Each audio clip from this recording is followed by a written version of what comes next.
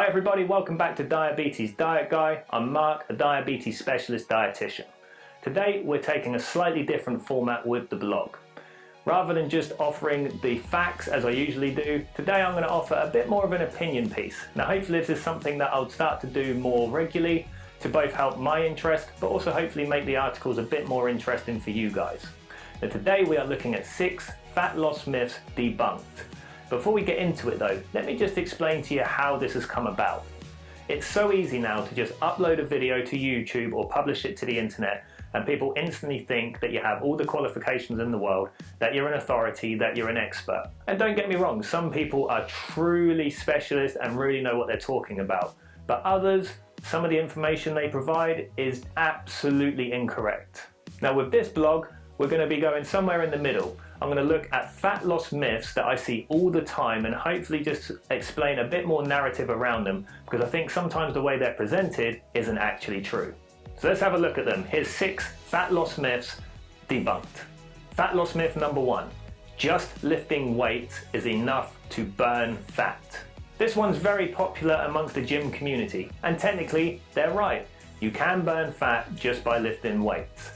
The other thing that's specific about this idea is that it says that you do not have to do any cardiovascular work to lose weight, so it's purely weight-based. So that's the bit that I want to focus in on.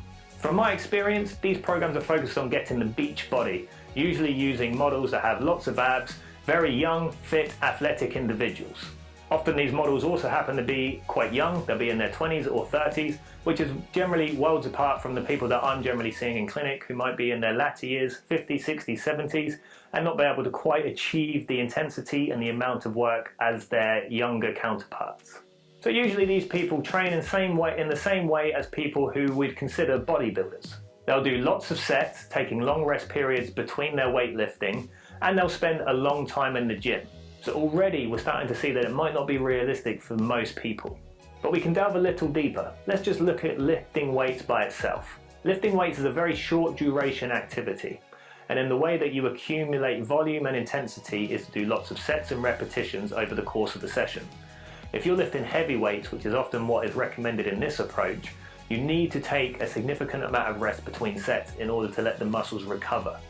So by definition, in order just to get the necessary calorie burn, you have to be spending a long time in the gym.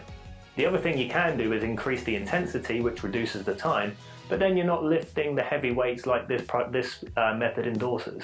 Also, by increasing the intensity, what you're starting to do then is bring in more cardiovascular work, and thus we go round in circles and it renders the original point null and void because now cardiovascular work is involved. The other thing that these people will tend to do is control their diet very strictly. They will count their calories and often break down their macronutrients, sometimes to the gram. So it becomes all-consuming.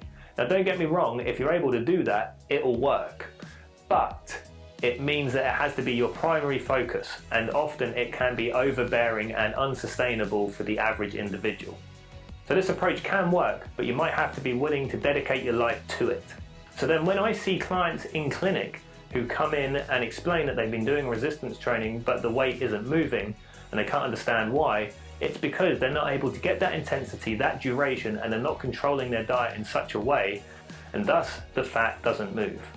So although this approach will work if you're able to follow it to the letter, for most people, like the patients I see in clinic, who aren't able to get that intensity in the gym, who aren't able to track their calories and their macros like these other people, they can become quite disheartened because the fat isn't moving. They're burning more calories than what they previously did, but their overall calorie burn still isn't high, and so it's not enough to elicit the fat loss response that they hope and expect. Fat loss myth number 2. Increasing your basal metabolism through muscle building burns fat. Another common myth discussed is the metabolic advantages of building muscle to help with fat loss. Again, there is some truth to this, but the emphasis placed on this is misleading. The premise is simple. By increasing your muscle mass, you will increase your basal metabolic rate, which will help you burn more fat in the long run. If you're unfamiliar with basal metabolism, just think about it like this. It's your baseline calories. It's independent of any of the thermic effect you get from food, and it's also independent of any exercise. So it is the amount of calories your body needs to sustain itself if you just laid in bed all day and didn't move. For most people, your basal metabolic rate is the largest amount of calories you're going to expend in a typical day. But this is because basal metabolism also has the longest amount of time to work. Your metabolism is always at work, 24 hours a day, so it has 24 hours to burn up all those calories, whereas the thermic effect of food is only limited to meals, and exercise for most people is only going to be for short durations throughout the entire day. But if we start to break it down per hour, we'll see that basal metabolism isn't quite burning up as many calories as you might expect. Let's say, for example, you require 2,000 calories in a day. That works out at 83 calories per hour, which you can achieve in less than 10 minutes with a slight jog on a treadmill. So pound for pound, basal metabolism doesn't burn up as much calories as physical activity. Now with physical activity, really the sky's the limit. You can do as much or as little as you want. But if you're achieving large amounts of physical activity, then actually this can quite easily become your largest calorie expenditure contributor. Once again though, we can take this further. It is assumed, and I've read this in the medical literature also, that muscle is 2 to 3 times more metabolically active than fat. That means if you have two people that weigh the same, but one has a higher body fat percentage and one has a higher muscle mass percentage, the person with more muscle will burn more calories per day despite the fact they're the same weight. However, when I actually looked into this, I found no evidence to support this. Although it's frequently mentioned that muscle is more metabolically active, actually what it really refers to is more the internal organs like your heart, kidneys, things like that that are actually burning up the calories, whereas skeletal muscle provides less of the overall calorie expenditure. What does seem to be true though is the more mass or weight that you carry, the more calories that you need to sustain it. So bigger people need more calories, whether it's from fat mass or muscle mass. This does pose a problem though. It is estimated an average obese person will need an additional 500 to 850 calories per day put onto their basal metabolic rate depending on their level of obesity. If you build the equivalent muscle mass to match, particularly those upper limits of obesity, to add the calories onto your basal metabolic rate, you're going to have to be following some specific and very targeted strategies in order to sustain that, and actually eat a lot of calories to sustain that muscle mass. What we're looking at though is the recreational exerciser, and it's unlikely that the recreational exerciser is going to be able to put on enough muscle to make the difference to their metabolic rate that it's the difference between fat loss and not fat loss. Even top athletes are unlikely to be able to achieve the muscle gains that is the equivalent to those super obese people who have tremendous additional calorie requirements without a little bit of extra help, if you know what I mean. If you don't know what I mean, I'm referring to illegal substances like anabolic steroids, growth hormone, things like that. So the point is, recreational exercisers, although they can build some muscle, which again, undeniably is a good thing, is unlikely going to contribute a significant amount of additional calories onto their basal metabolism in order to be the difference between fat loss and not losing fat. So in reality, this alone is not going to be a strategy that is sustainable to keep fat loss coming.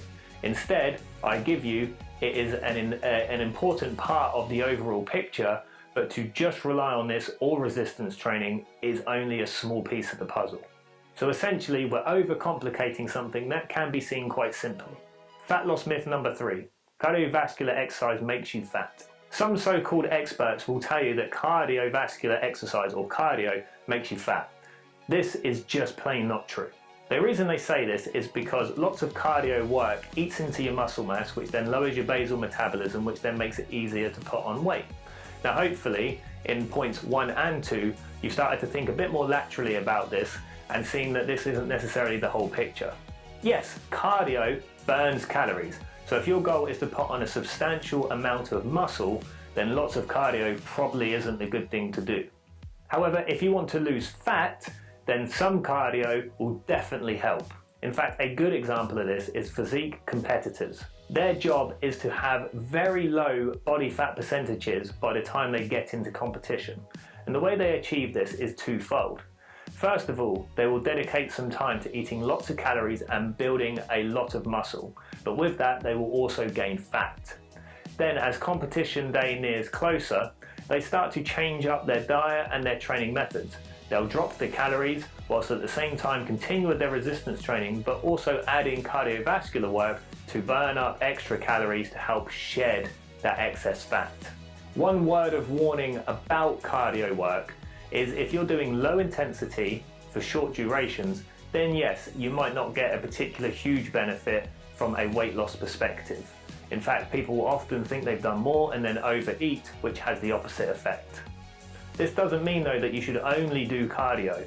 You still need to have balance to your plan from an exercise perspective, combining cardiovascular work, resistance and mobility, and they will tie together to keep it the most sustainable and effective program possible. Fat loss myth number 4. Walking is good for fat loss. Walking is one of the purest and easiest forms of exercise. When my patients can't walk very far, we see the weight piles on.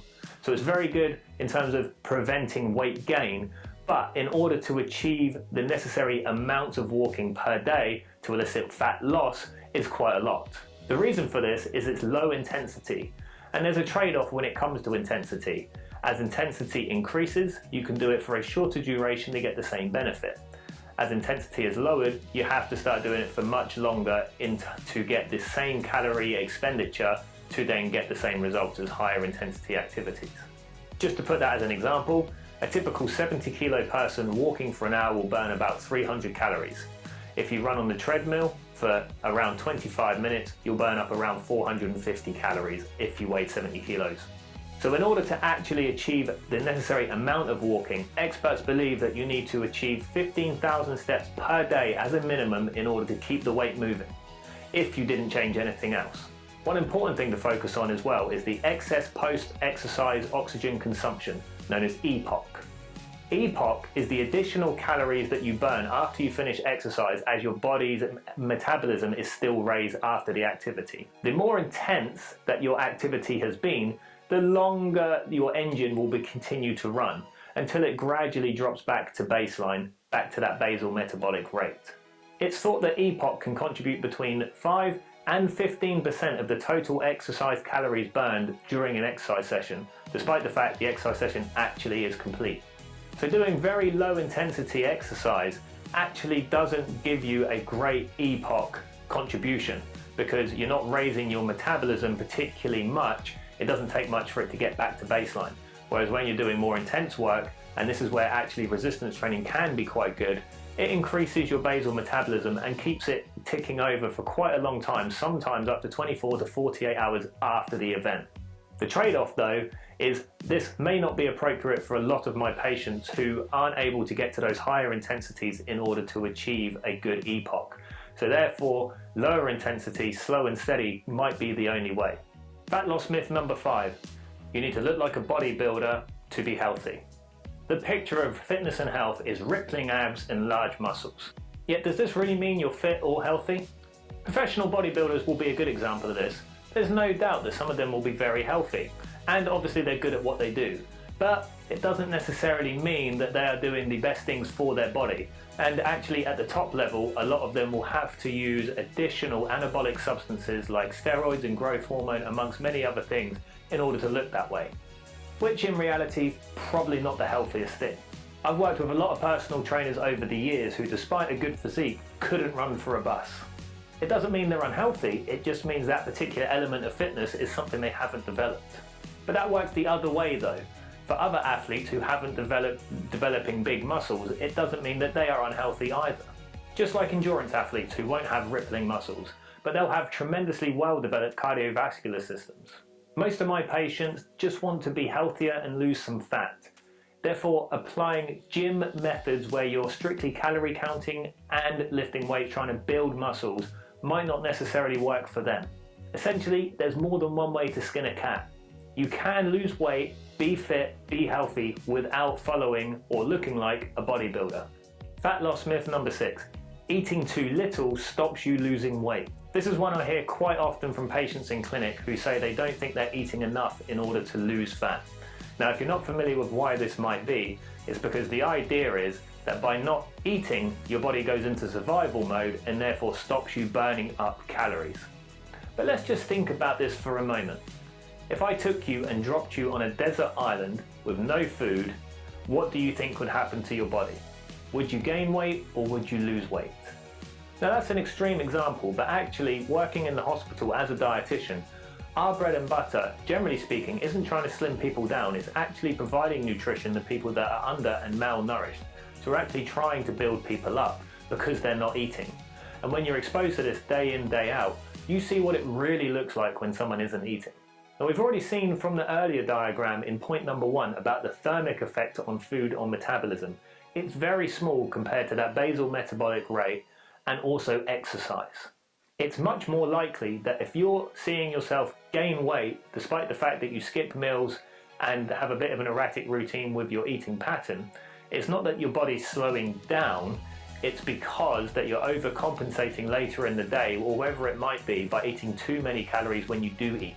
That might be because you're choosing foods that are higher in calories with less nutrients, or it might be that you're not getting enough physical activity to counteract the food that you are eating, even if it is healthy food.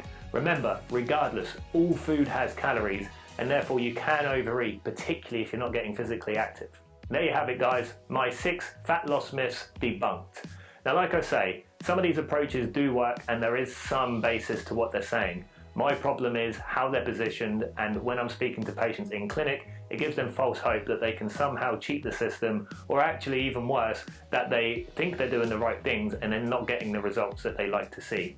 Remember, particularly in points 1 and 2, we talked about resistance training. That's definitely an important part of any fitness regime. But if you're not in your 20s or 30s and been able to spend a lot of time dedicated to it and controlling your diet, then that might not be for you. Now, most people I'm meeting are in their 50s, 60s, 70s, so already may not have the ability, the fitness, the mobility, and also be in that life stage where they can dedicate such time to it. So it's really thinking about what works for you, what's sustainable, and actually sticking with it and being consistent. If you do that, the fat will start to shift, but it will take time. Rome wasn't built in a day, and remember, it's unlikely that you saw a dramatic weight gain. It's probably creeped on over a number of years, and therefore it will have to creep off as well. Stick with it, you'll get there, I promise. If you need an extra helping hand, check out the blog, diabetesdietguide.com. Lots of free information about healthy eating, weight loss, and managing your diabetes. If you need an extra helping hand, we have very inexpensive programs. We have our type 2 diabetes recovery program, which looks at controlling blood glucose levels in type 2 diabetes. And at the time of filming, we're about to publish our winning weight loss program, which again gives you all the tools, knowledge, know-how, step-by-step guides about how to manage your weight. So if you need help, check it out. They cost anywhere between £90 to £150 for all access. And it's just a cheap way to help people get access to this information without having to pay for one-to-one consultancy, which I also offer but is more expensive, or having to wait for long wait times in the NHS. So I'll leave it there, guys. Thanks for listening, and I'll see you later.